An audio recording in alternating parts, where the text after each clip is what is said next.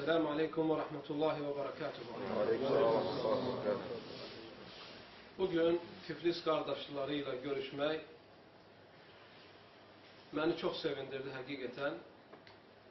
Çünkü kardeşleri bazen olur ki tezlikle görebilmirik. Hafta geçir, ay geçir.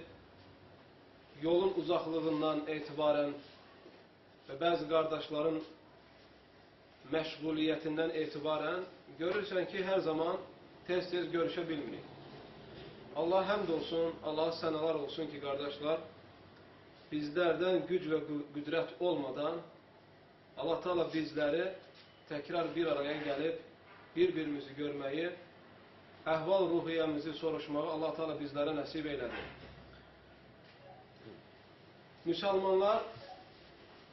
Müslümanların kardeşler gıdaya ihtiyacı oldukları kimi, gıdaya, bedenin, insanın canının hayatta sağlam kalması için gıdaya ihtiyacı olduğu kimi, eləcə de ruhun, eləcə de maneviyetin dini bilgilere ve sağlam marifetlere ihtiyacı var. Resulullah sallallahu aleyhi ve sellem sahih hadiste 3 defa arka arkaya sahabelerine buyurur ki "Eddinun nasiha, eddinun nasiha, eddinun nasiha." Din nasihattir, din nasihattir, din nasihattir. Resulullah sallallahu aleyhi ve sellem bir şey 3 defa deyerdiyse o şeyin önemli olduğuna göre bunu deyerdi. İnsanlar dikkat etsinler diye. Resulullah sallallahu aleyhi ve sellem başka bir hadiste nasihatin ne kadar önemli olduğunu beyan ederek Müslümanların hayatında buyurur ki اِذَا اسْتَنْصَحَ اَحَدَكُمْ اَخَاهُ فَلْيَنْصَحْ لَهُ. Hadisin evveli belədir ki Müslümanların üzerine hakları var. Onlardan biri de Müslüman kardeşin senden nasihat olunmak istedikte ona nasihat edesen. Bizim nasihatimiz kardeşler Allah'ı tanıtmaktan ibarettir. Biz Allah'a çağırırız. Allah'ın birliğine. İbadeti tek Allah'a sarf etmeye çağırırız insanları. Resulullah sallallahu aleyhi ve sellem'i insanlara anlatmaya çalışırız ki Muhammed sallallahu aleyhi ve sellem Allah'ın insanlara son peygamber olarak gönderdiği son elçisidir. Ve beşeriyetin en efzeli, en faziletli olanıdır. Bütün cinlerden ve insanlardan daha hayırlıdır. Biz insanları imana çağırırız. İnsanları ihlasa çağırırız. Biz insanları pisliklerden çekindiririk. Allah'ın emirlerini insanlara başa salarak qadağanlarından çekindiririk. İnsanlar dünyada xoşbəxt olsunlar diye. Ahirette ise kurtuluşa varsınlar diye biz insanlara nasihat etmeye çalışırız.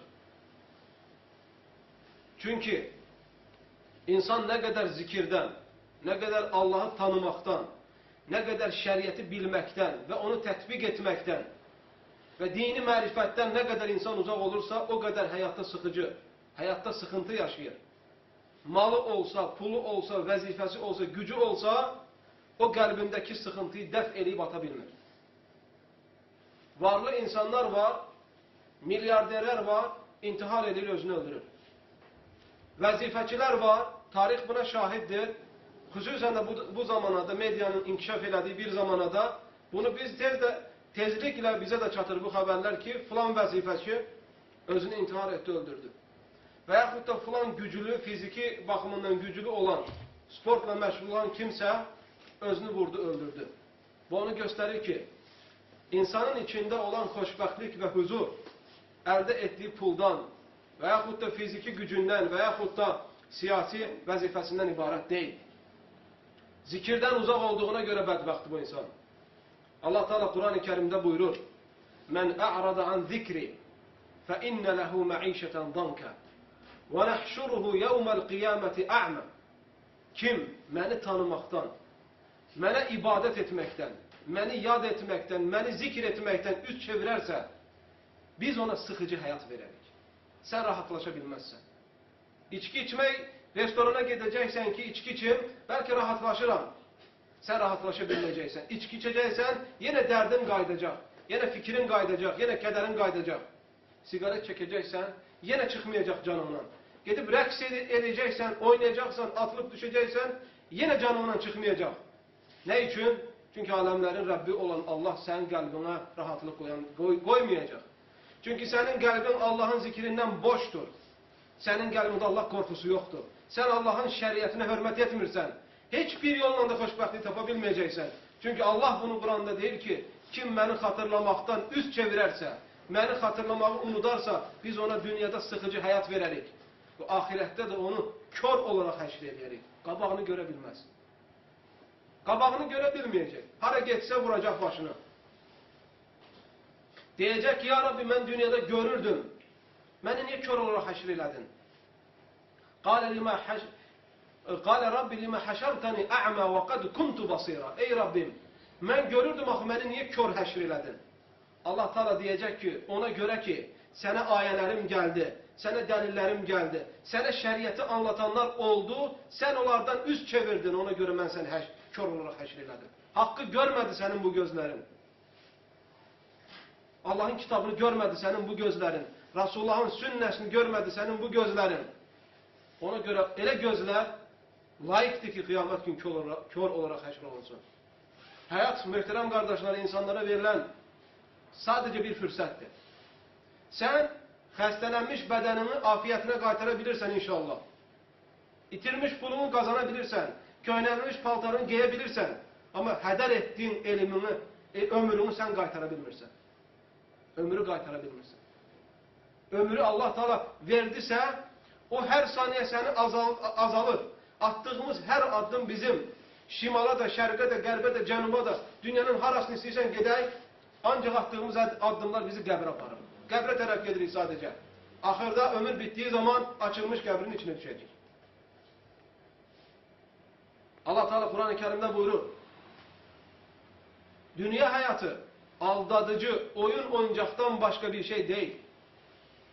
Sadece bir konfeti açırsan, bir şirniyeti açırsan, ağzına koyarsan, bir dəqiqə, 2 dəqiqə lezzet alırsan da bitti.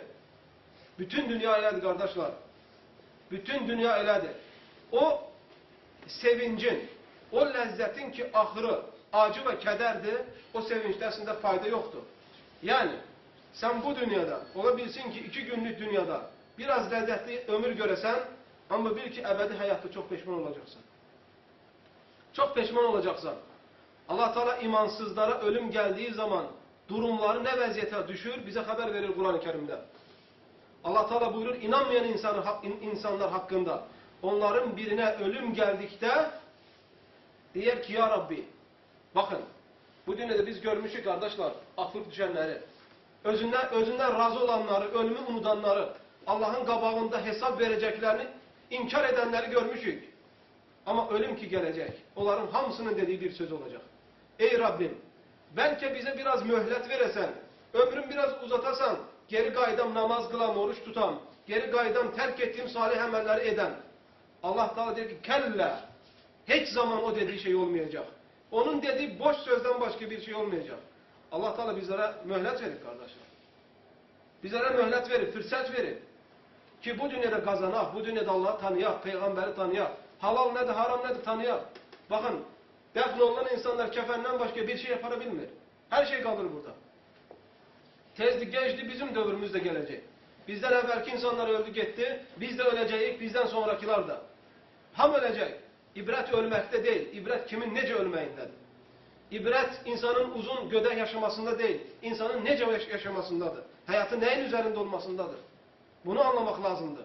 Bu hayatın en önemli sirlerinden biridir. Allah Teala Kur'an-ı Kerim'de buyurur. İnneke meyyitun ve innehum meyyitun. Thumma innekum yevmel kıyameti inde rabbikum tahtasimun.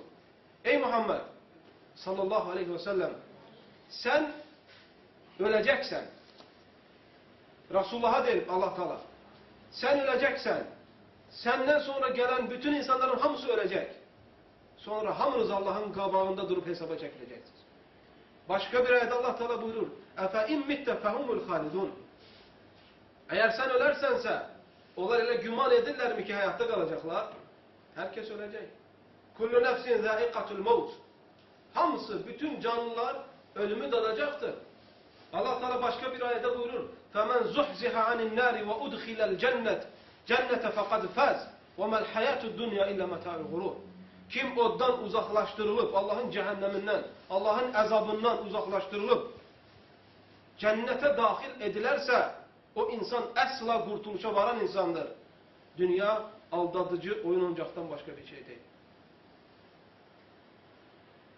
Bu fani dünyada kardeşler, sizlere növbəti tövsiye etmek istediğim nokta odur ki, bizi İslam'da saklayan en büyük sebep tövhiddir. Tövhidi bilmemiz lazımdır. Sağlam əqidə sahibi, sağlam inanç sahibi, doğru inanç üzere olmamız lazımdır. Allah Teala Kur'an-ı Kerim'de buyurur: وَمَا خَلَقْتُ الْجِنَّ وَالْاِنْسَ اِلَّا لِيَعْبُدُونَ. Ben cinleri ve insanları yarattım ki mənə ibadet etsinler. Yani İbn Abbas deyir ki, məni ibadette teklesinler. Sen gidip kabirlere, pirlere, ziyaretlere, insanlara, orada burada Allah'tan başkalarına ibadetin hiçbir növünü sərf etme. Kibirlenerek, özünü artık görerek Allah'ın ayetlerine karşı çıkma. Şer'i delillerin qabağında tekebbürlük gösterme. Bunlar seni küfre salacak. Nisa suresinin 48. ayetinde Allah Teala buyurur: İnnallaha la yaghfiru en yushraka bihi ve yaghfiru ma dun zalika limen yasha. Hakikaten Allah Teala ona şerik koşanları bağışlamaz. Ondan aşağı olan günahları istediği kesilere bağışlayar. Başka bir ayette Allah Teala buyurur: İnnehu men yushrik billahi faqad harramallahu aleyhi'l cennet ve ma'vahu'n nar ve ma lizzalimin min ansar. Kim Allah'a ortak koşarsa Allah ona cenneti haram eder. Onun gideceği yer cehennem olar. Orada onun hiçbir kömekçisi olmaz. Tevhid çok önemlidir kardeşler. İnsan tevhidi bilmedikçe küfürün, şirkin ne kadar tehlikeli olduğunu bilmir. İnsan küfürü, şirki bilmedikçe tevhidin ne kadar azametli olduğunu bilmir. Bütün peygamberlerin geliş məqsədi, bütün kitapların eniş məqsədi insanlara Allah'ın tekliğini, varlığını, onun şeriki olmadığını anlatmak üçündür. وَمَا أَرْسَلْنَا مِنْ قَبْلِكَ مِنْ رَسُولٍ إِلَّا نُوحِي إِلَيْهِ أَنَّهُ لَا إِلَٰهَ إِلَّا أَنَا فَاعْبُدُونَ. Senden önce öyle bir peygamber göndermedik ki, bütün peygamberler ümmetine gelip, Allah'a ümmetine gelip demesinler ki, Allah'tan başka ibadete layık hak mabud yoktur. Bütün peygamberlerin işi bu olur. Ona göre aziz kardeşlerim, insan yaşadığı dönemde, yaşadığı ülkede, yaşadığı cemiyette, olduğu durumdan, insanların halından haberdar olması vaciptir. Sen bakacaksan ki yaşadığın ülkede küfür, şirk, günahlar çoktursa, nece özünü korumalısan bunlardan? Yolları öğrenmen lazımdır. İmanı korumak için çalışacaksan, yoksa buradan gelecek seni biri zinaya aparacak, o birisi seni kumar oynamaya aparacak, o birisi yalan danışmaya aparacak, biri seni oğurluğa aparacak, biri seni boş şeylerle meşgul edecek, hayatın zayi olup çürüp gidecek. Tevhidi öğrensen, şeriatı öğrensen, Allah'ın dinini bilsen, sen özünü xilas edeceksen. Ne için bugün cavanların çok avara yollarda gezir? Ne için? Ne ibadet eləmirlər? Ne için İslam terbiyesi, İslam ahlakı onlarda yoktu? Ona göre ki terbiye evden götürmeyipler bu ahlakı, bu dini, bu terbiyeni. Durduğu insanlar onların karakterinde de ona göre bugün dediler. Ve onlara tövsiye eləmək isteyenlere de fırsat vermirlər. Esas sebep budur kardeşler. Üçüncü tövsiye. Bakın. Biz birbirimizi arada gördüğümüz zaman ne kadar sevinirik. Ne kadar sevinirik. Birbirimize bakırıq. Birimizin sağlam, birimizin sağ, o birisinin kederli, biri gemli, biri sevinç. İnsanların hal durumundan haberimiz olur. Hasan-ül Basri rahmetullah deyir ki, salih dost, doğru dost ne qəşəng, ne yaxşıdır. Xəstələnəndə ziyaret eləyir. Görməyəndə hal keyfini soruşur. İşin olanda arkanda durup sana yardım eləyir. Öləndə belə cənazana gəlir. Səni bırakmır. Resulullah sallallahu aleyhi ve sellem bakın, ömrü boyu sahabelerin hizmetinde durur. Sahabeler de Resulullah'ın hizmetinde durur. Vefat eləyib, Resulullah sallallahu aleyhi ve sellem özü xəstə olarkən, özü ağrıdır, xəstələnib, hətta gəzə bilməyən bir vəziyyətdə idi. Bir təhər durub, ayağa qalxıb, Bəqi qəbirstanlığına gedir. Sahabelerin qəbirstanlığına. Ve gedirdi onlara salam verir. Der siz keçmişlərsiniz, biz ise gelecekler. Allah'tan sizler üçün afiyet diləyirəm. Görün, mümin olmaq, müsəlman olmaq nə yaxşıdır. Hətta dostun öldükdən sonra belə onu unutmursan. Gedin araq istakanı, çaxır istakanının ətrafında olan dostlara baxın. Gedin qəbirlərə baxın, görün bir dostu gedib başının üstündə dururmu? Niyə? Çünki onların dostluğu mala pula görədir. Dünyaya görədir. Artıq heç nəyə görə deyil. Ona görə də ölümlə hər şey bitir. Ona görə qardaşlar birliyimizi qorumamız lazımdır. Qardaşlığın nə qədər önəmli olduğunu bilməmiz lazımdır. Aramızdan, içimizdən kimsə xata elədi, günah elədi, nə bilim, fikri pozuldu, getdi, səhv yanlış ideyalara və fikirlərə qapandı, onu çəkib çıxartmamız lazımdır. Allah Teala Kur'an-ı Kerim'de buyurur. وَلَا تَكُونُوا كَالَّذ۪ينَ تَفَرَّقُوا وَاخْتَلَفُوا مِنْ بَعْدِ مَا جَاءَهُمُ الْبَيِّنَاتِ Hak geldikten sonra, ayelerim geldikten sonra, doğru yol gösterilenden sonra ihtilaf edip parçalananlardan olmayın. Niye parçalanak ki? Ne için parçalanak ki? Bizi birleştiren din var, şeriat var. Sen öz felsefenle, öz ağlınla, bu öz felsefesinin, öz ağlıyla götürse, onda parçalanmak olmalıdır. Ve bundan çıkış yolu yoktur. Yegane yol nedir? Hidayet geldikten sonra naşükürlük ederek, parçalanmaya yol vermeyecek. Başka bir ayette Allah Teala buyurur. وَاَطِعُوا اللّٰهَ وَرَسُولَهُ وَلَا تَنَازَعُوا فَتَفْشَلُوا وَتَذْهَبَ رِيحُكُمْ وَاصْبِرُوا اِنَّ اللّٰهَ مَعَ الصَّابِرِينَ Allah'a ve onun Resulüne itaat edin. Arkada olanlar. Allah Teala buyurur. Allah'a ve onun Resulüne itaat edin. Ne demek itaat edin? Allah ve Resulü size neyi değilse onu götürün. Sizi neden çekindirirse çekinin. Uzak durun. وَلَا تَنَازَعُوا İhtilaf etmeyin, mübahise etmeyin. فَتَفْشَلُوا Zayıflayarsınız. وَتَذْهَبَ رِيحُكُمْ Ve heybetiniz gider. وَاسْبِرُوا اِنَّ اللّٰهَ مَعَ الصَّابِرِينَ Sabredin, Allah sabredenlerle beraberdir. Kardeşler, bu ayenin evveline fikir verin, bir de ahirine fikir verin. Allah'ın azametli Rabbimiz gör insanları nece isteyir ki insanlar koruyup bir yumruk kim olsunlar.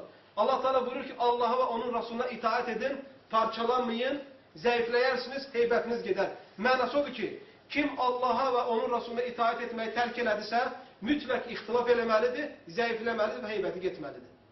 Bu olmaması için Allah'a ve Resulüne itaatli möhkəm olman lazımdır. Başka bir ayette Allah Teala buyurur. Ali-İmran suresinde وَاَعْتَصِمُوا بِحَبْلِ اللّٰهِ جَمِيعًا وَلَا تَفَرَّقُوا Allah'ın ipinden, kendirden möhkem yapışın.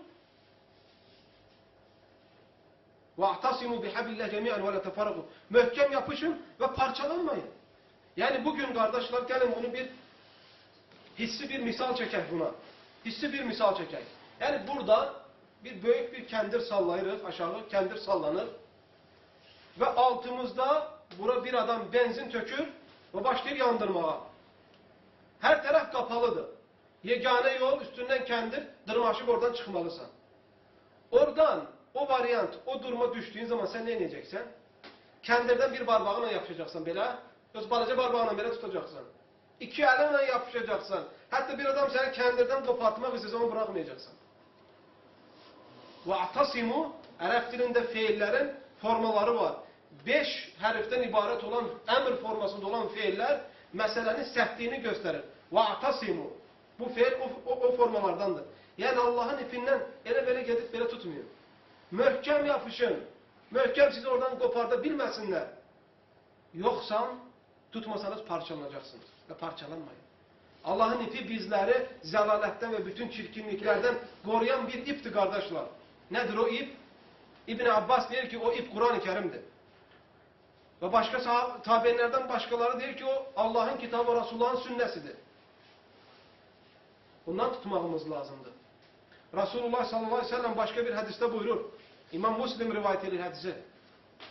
İnna Allah yarda lekum thalathan ve yekrahu lekum thalathan. Allah Teala sizin 3 şey etmenizden razıdır. 3 şey etmenizden Allah sizi çekindirir. فَيَرْضَى لَكُمْ اَنْ تَعْبُدُوا اللّٰهَ وَلَا تُشْرِكُوا بِهِ شَيْئًا Allah sizden istediği şey odur ki tek ona ibadet edersiniz. Hiç neye Allah'a ortak koşmuyorsunuz. وَاَنْ تَعْتَصِمُوا بِحَبْلِ اللّٰهِ جَمِيعًا وَلَا تَفَرَّقُوا Allah'ın ipinden mühkem tutasınız, parçalanmayasınız. Sonra burada Allah'ın qadağan etdiklərinin içine dahildir həmçinin parçalanmaq. Ona göre kardeşler ilahi emirlere, ilahi vehilere sarılmak lazımdır ki hatta insan sabit kalsın. Başka bir hadiste Peygamber sallallahu aleyhi ve sellem buyurur. İbadallah veyahut da eyyuhannas. Ey insanlar, ey Allah'ın kulları. La tenaza'u. Tartışmayın. La tenaza'u. Ve la tedabaru. Birbirinize arka çevirmeyin. Arka çevirmeyin. Yani sen ondan yüz çevirirsen o senden. وَلَا تَحَسَدُوا Birbirinize həsəd eləməyin, paxıllıq eləməyin. Rızqı Allah'ın əlindedir kardeşler. Həsədə yer yoxdur vallahi. Həsəd edib özünü öldürməyin. Rızqı Allah'ın əlindedir. Allah يَهَبُ لِمَنْ يَشَاء Allah istediğini hediye verir. وَلِلَّهِ الْعِزَّةُ جَمِيعًا İzzetin, gücün hamısı Allah'ın əlindedir. وَلِلَّهِ مُلْكُ السَّمَاوَاتِ وَالْأَرْضِ Yerlerde ve göylerde olan bütün mülk Allah'ındır. Sen paxıllıq eləmə. Həsəd eləmə. Allah birine rızkıyı verirse o yazmıştır ve Allah istediği olmalıdır. Allah birine vazife verdi, birine güc verdi, birine güzellik, birine nimetler. Sen partlayıp dağılmayın. Özünü öldürmeyin. Hiçini değiştirebilmeyeceksen sen. Pisliğin özüne kalacak. Resulullah buyuruyor ki وَلَا تَحَازَدُوا Həsəd etmeyin. وَلَا تَنَاجَشُوا Birbirinizin aranızda söz gezdirmeyin. Ara vuran sözleri gezdirmeyin. وَكُونُوا عِبَادَ اللّٰهِ اِخْوَانًا Allah'ın kulları kim kardeş olur. İlahi tövsiyelerdir bunlar. İlahi tövsiyelerdir. Ve çalışın kardeşler. Çalışın. Allah veren nimetlerin kadrini kıymetini bilin. Ve burada hususen de Gürcistan'ın payitahtı olan Tiflis'te birliğinizi, beraberliğinizi, tevhidi, akideni koruyun. Çalışın hastalıklar gelip araya düşmesin. Tekfir fikrinden uzak durmağı tövsiye edirəm. Xüsusən, hara düşsə oranı bulandırır, qatışdırır oranı, aləmi bir-birinə qatışdırır. Möminlə fasiki seçilməyən bir vəziyyətə gəlib çıxır ora. Tekfir fikrindən uzak durur. İstersen birbaşa tekfirçinin özü olsun, gelip ortada Müslüman kardeşlerin arasını gelip bulandırsın, istersen medya vasıtasıyla olsun. İnternette, ne bileyim, başka sosyal şebekelerde, içtimai şebekelerde uzak durmaya çalışın. Çünkü senden talep olunan odur ki dinini koruyasan şüphelerden. Ve çalışın bu şeyden özünüzü koruyun. Etrafımızdaki olan devletler veyahut da dünyada olan Müslümanların aralarında olan şeyler bizlere ders olmalıdır. Ders. Kim bundan ders alabilmese özü başkalarına ders olacak. Ve Allah bizlere bugünkü günde buradaki yaşayan kardeşlere, bak sizlere bu verdiği nimetlere göre Allah'a teşekkürümüzü bildirin. Birçok ülkelerden burada yaşayan Müslümanların durumu daha yaxşıdır. Birçok Müslüman hükümetlerinden, bakın, birçok Müslüman hükümetlerinde olan sıkıntılar Müslümanlarda burada yoktur. Bunun kadrini, kıymetini bilin ve buradaki bu kardeşliği, bu elinizde olan fırsatları değerlendirin. Ve hemçinin kardeşler, başlangıç olarak, hayat terzi olarak, herkes birinci öz eybiyle meşgul olmaya çalışsın. Aramızda mütləq bu şey qayda tətbiq olunmalıdır. Birinci öz eyblərini axtar, özünü müalicə elə. Çatışmayan nöqtələrin nədir? Həkimə gedirsən, bizdən bəzilərimiz həkimə getdiyimiz zaman bir həkimin dediyinə etibar eləmirik. İkinci həkim, üçüncü həkim, dördüncü həkim ki, dəqiq bilək ki, bizdə nə çatışmır? Səndə D vitamini mi çatışmır? C vitamini mi yoxdur? B2 vitaminim yoktu. Ne bileyim ne yemelisən, ne içmelisən. Detaylı şekilde bunları təfsilatlı şekilde öğrenirsen ki hayatında daha sağlam hayat yaşayasan. Ve insan özünü ıslah eləməsi üçün də mütləq eyiblərini bu şekilde aktarmalıdır. Hardan imanın zəifləyir, hardan fasikliğe yol verirsen, harda Allah'ın qəzəbinə gəlirsən, harda yaxşı işler görürsən, bunları test etmelisən hayatında.